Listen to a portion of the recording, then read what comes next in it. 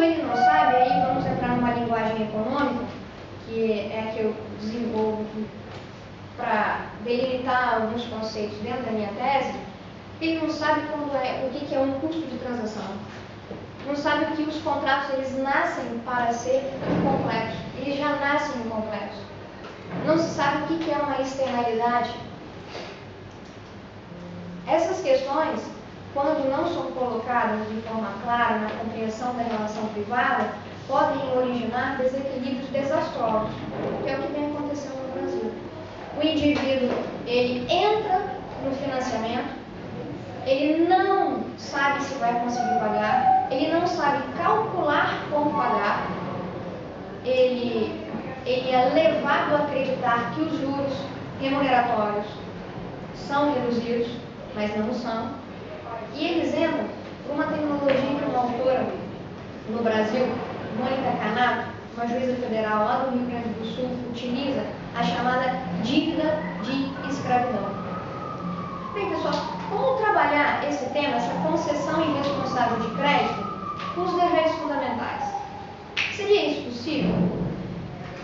Notem que no grupo de pesquisa da FDB, nós fazemos um estudo dos deveres fundamentais na perspectiva da horizontalidade, na relação da pessoa humana com a pessoa humana, na relação interprivada. O professor Jorge Miranda também ontem fez essa separação, né? Não sei se todos se recordam, que nós temos os deveres fundamentais em face do Estado, mas nós temos os deveres fundamentais nas relações interprivadas. É esse o ponto do estudo aqui desenvolvido. Numa concessão de crédito, é preciso distinguir, então, algumas terminologias. Esse é o caso prático que eu iniciei expondo para os senhores. O que são obrigações? O que são deveres fundamentais? E o que são restrições de direitos? Na perspectiva do direito contratual, o nosso grupo também parte de uma releitura de alguns institutos, mas não isolada de uma vertente que é importante, faz parte do nosso conceito de direito de deveres fundamentais, que é a solidariedade. Para o direito civil, essa solidariedade é, às vezes, utilizada como uma função socializante. O Código Civil Brasileiro de 2002, ele é pautado, segundo um dos seus idealizadores, Miguel Reale, em alguns pilares: a eticidade, a socialidade e a operabilidade. Tratar desse tema dentro do direito civil precisa ter um certo cuidado para não confundirmos com a solidariedade presente na Constituição, como a sua base. E é isso que eu trago para a relação privada. O conceito de solidariedade, ele não é fácil, ele nem é absoluto.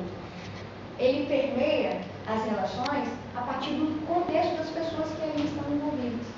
O professor Adriano Pella utilizou um critério muito interessante num artigo que ele publicou em 2013, onde ele fala que esse critério ponderado de aplicação dos deveres fundamentais podem ser critérios subjetivos ou objetivos.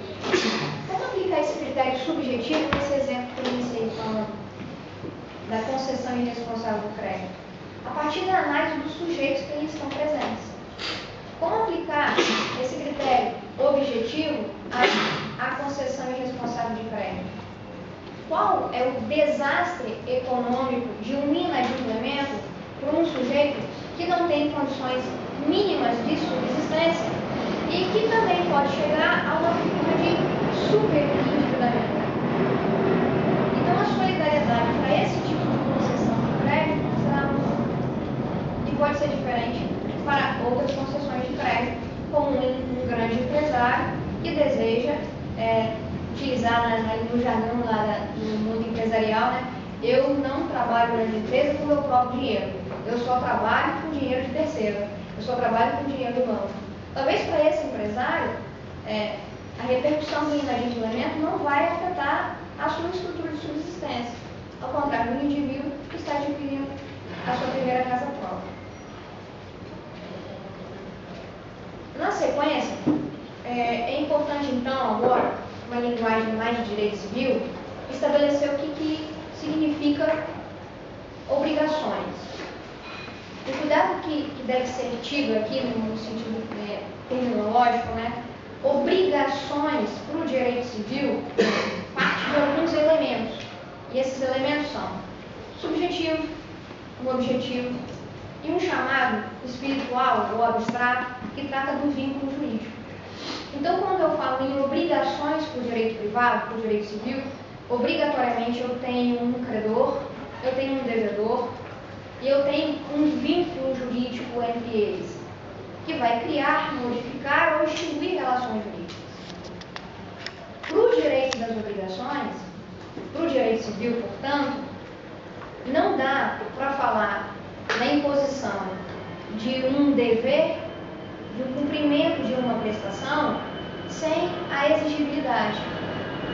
Porque isso é o que se chama de obrigação completa.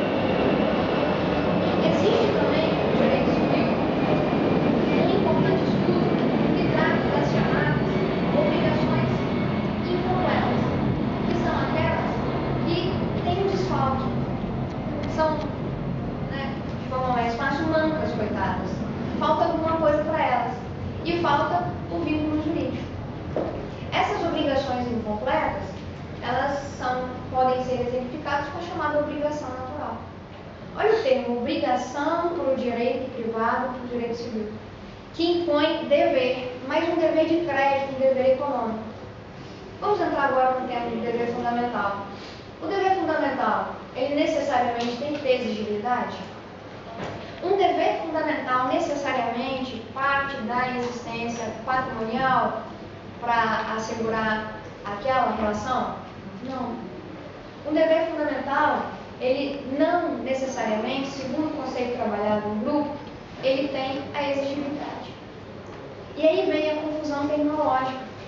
É um dever fundamental uma obrigação moral?